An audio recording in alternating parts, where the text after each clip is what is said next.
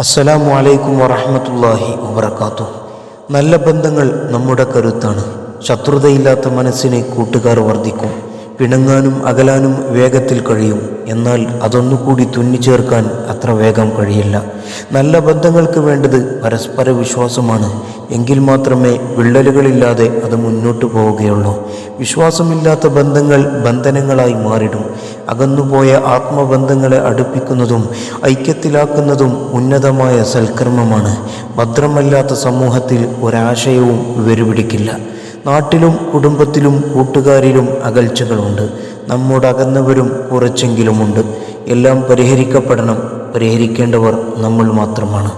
റബ്ബ് സുബ്ഹാനഹു വ തആല നമ്മുടെ ബന്ധങ്ങളിൽ ബർക്കത്ത് നൽകട്ടെ. ലോകത്താകമാനം സമാധാനാന്തരീക്ഷം നൽകി അനുഗ്രഹിക്കട്ടെ. ആമീൻ യാ റബ്ബൽ ആലമീൻ. ഏവർക്കും ശുഭദിനം നേരുന്നു.